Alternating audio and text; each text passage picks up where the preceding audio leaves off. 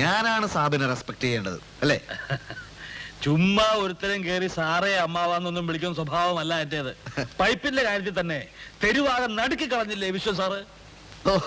അതൊക്കെ കഴിഞ്ഞ കാര്യം, അത് വിടാം.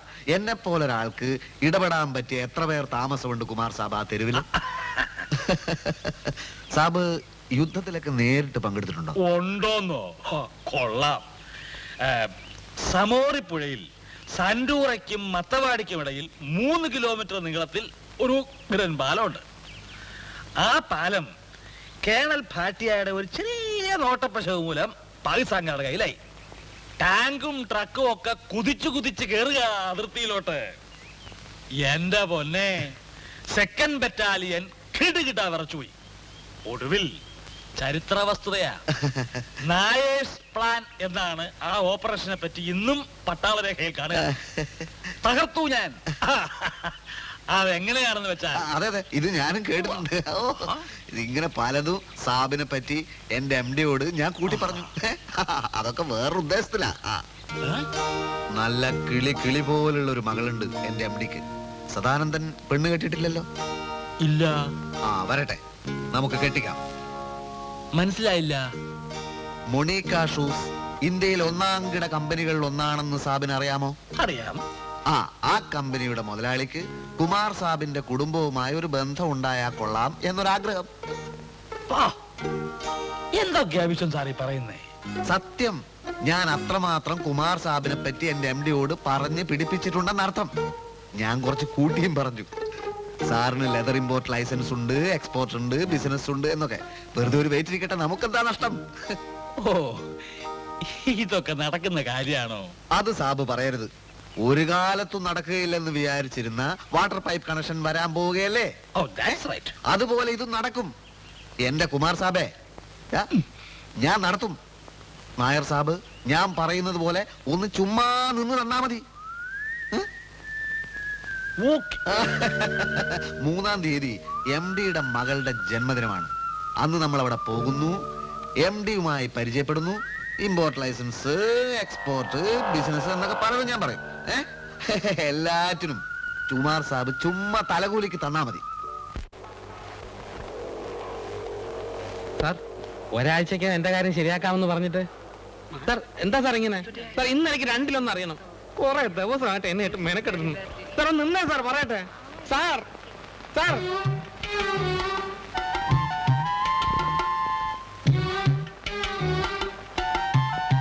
ഓയ് ഓയ്,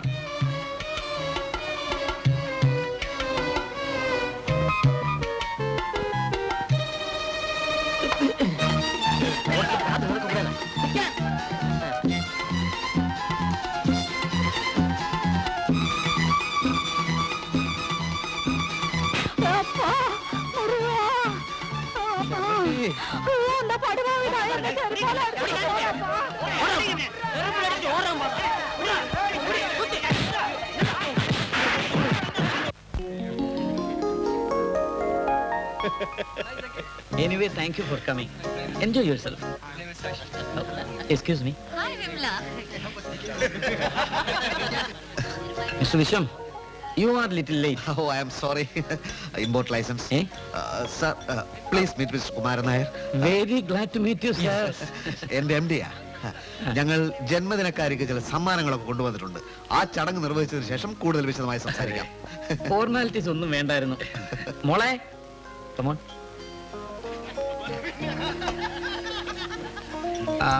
മോളെ, പുതിയൊരു അങ്കിളിനെ പരിചയപ്പെടുത്താം. Mister Karunakaran Nair. Kumaran Nair. Sorry, mister Kumaran Nair. Many happy returns of the day. Many happy returns of the day. Thank you, uncle.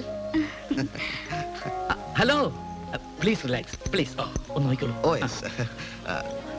Come on, Kumar Saab. Come on.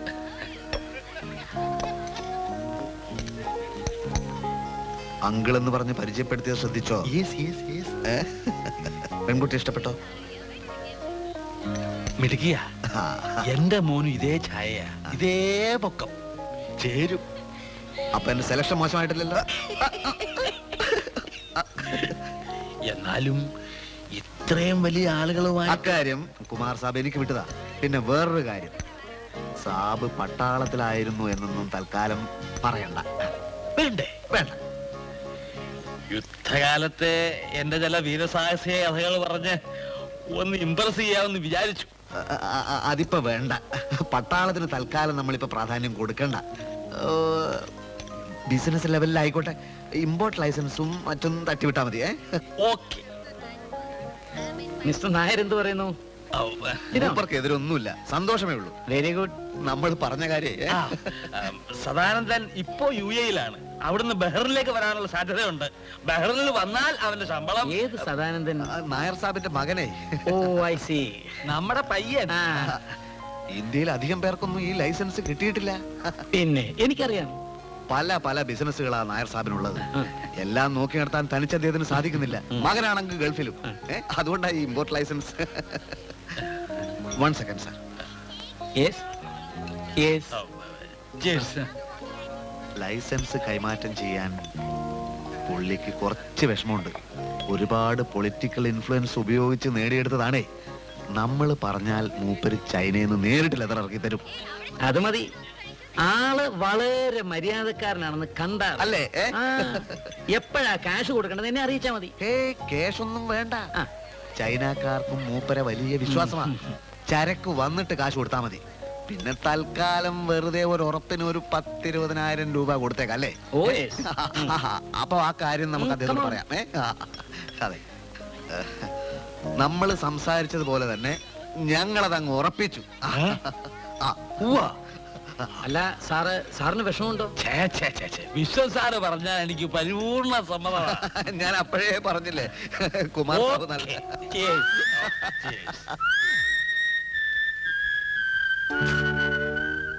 20,000 rupees ഉണ്ട്. പെട്ടെന്ന് തന്നെ കാര്യങ്ങൾ മൂവ് ചെയ്യണം. Okay sir. ആ എന്റെ പ്രിസ്റ്റീന്റെ പ്രശ്നമായത്. എന്റെയും. എനിക്ക് ടാക്സിന്റെ പ്രശ്നമൊന്നുമില്ല. സദാനന്ദൻ അയക്കുന്ന കാശ് മുഴുവൻ അവന്റെ തന്നെ NRE അക്കൗണ്ടിലാണ്.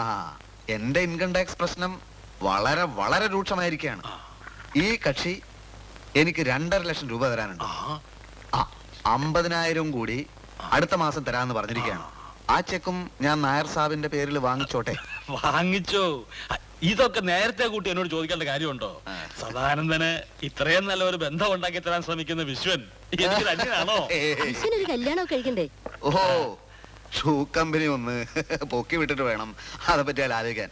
അപ്പൊ നായർ സാബ് നാളെ തന്നെ ചെക്ക് മാറി കാശ് കിട്ടൽ ഉപകാരമായിരിക്കും. അപ്പൊ ഗുഡ് നൈറ്റ്. ഗുഡ് നൈറ്റ് ചേച്ചി.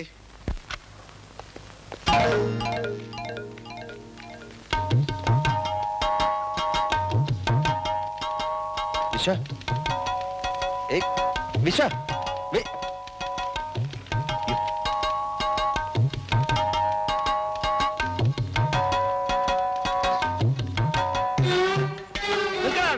നിൽക്കാൻ.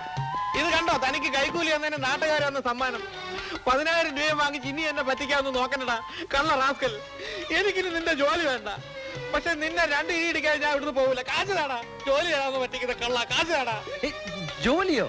ഇവിടെ താൻ വിശ്വന് കൊടുക്കാനുള്ള കാശല്ലേ അത്? വിശ്വനും കിഷനും ഒന്നല്ല എന്റെ കാശ്. നീയാണ് എന്റെ കാശ്. മിണ്ടരുത്. എന്നെ കണ്ട് നീ ഓടിയപ്പോഴേ മനസ്സിലായടാ കള്ള, കരിങ്കള്ള. കാശ് താടാ.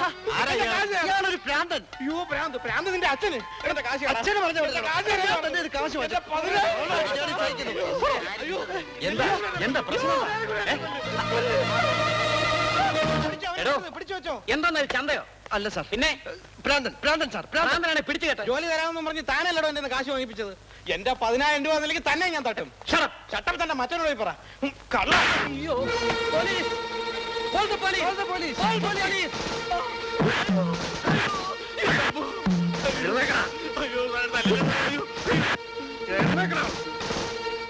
എടാ, എന്റെ സ്റ്റേഷൻ അതിർത്തിയിൽ ഒരുത്തരം തലവക്കാൻ ഞാൻ സമ്മതിക്കില്ലടാ. നിനക്കറിയോ, 7 പേരെ കുത്തിക്കൊന്ന സോഡാ കുപ്പി 7 മേലേന ഈ ലോക്കപ്പിലിട്ടാണ് ഇടിച്ച് ഞാൻ തരിപ്പണമാക്കിയത്. പിന്നെ അല്ലേ പീറച്ചെറുക്കനായി നീ മുതലാളിയുടെ മോന്തക്കിലെടുക്കില്ലടാ. സാർ എന്നെ ഇത്രയും നേരം തല്ലി തൂച്ചില്ലേ? ഇനി ഞാൻ പറയുന്നൊന്ന് കേക്കൂ. മിണ്ടരുത്. എന്റെ ഈശ്വര, ഒരു തെറ്റും ചെയ്യാത്ത എന്നെ നീ എന്തിനിങ്ങനെ പരീക്ഷിക്കുന്നു? 10,000 രൂപ കൊടുത്തതും പോലെ 4 ഭാഗത്തുനിന്ന് ഇടിയുന്നു. ആർക്കതാ 10,000 കൊടുത്തത്? സാർ അവിടെ ചെന്നിരുന്നാട്ടെ ഇവനെ ഞാൻ ശരിപ്പെടുത്താന്നേ. ആ കള്ള മുകുന്ദകൃഷ്ണ തല്ലാനോങ്ങിയപ്പോ സാറിന്റെ മുഖത്ത് കൊണ്ടതാ. എന്റെ പൊന്നു സാറേ, എനിക്ക് ജോലി തരാന്ന് പറഞ്ഞ് 10,000 രൂപ എന്റെ വാങ്ങിച്ച സാറിന് തരാൻ. എത്രയോ തവണ ഞാൻ അവനെ കാണാൻ ചെന്നു. ഒടുവിൽ അവൻ പറയുക എനിക്ക് ഭ്രാന്താണെന്ന്. മുകുന്ദകൃഷ്ണൻ അങ്ങനെ ചെയ്യില്ല, ഞാൻ വിശ്വസിക്കില്ല. ഇപ്പൊ എനിക്ക് തന്ന പോലെ 5-6 ഇടി അവനും കൊടുത്തു നോക്ക്, സത്യം പുറത്തു വരും. എന്റെ അച്ഛനാണ് അവൻ എന്റെ കൈക്കൂലി വാങ്ങിച്ചു. സാറേ ഇത് നുണയാണ്. ഞാൻ 2 കൂടി പൊട്ടിക്കട്ടെ. ഒരു മിനിറ്റ്. ഞാൻ വരുന്നുണ്ട്.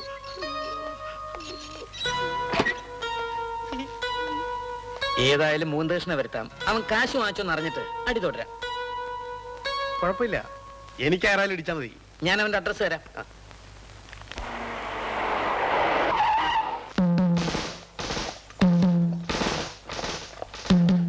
இங்க முகுந்த கிருஷ்ண கரெக்டாரு எதுக்கு சார்?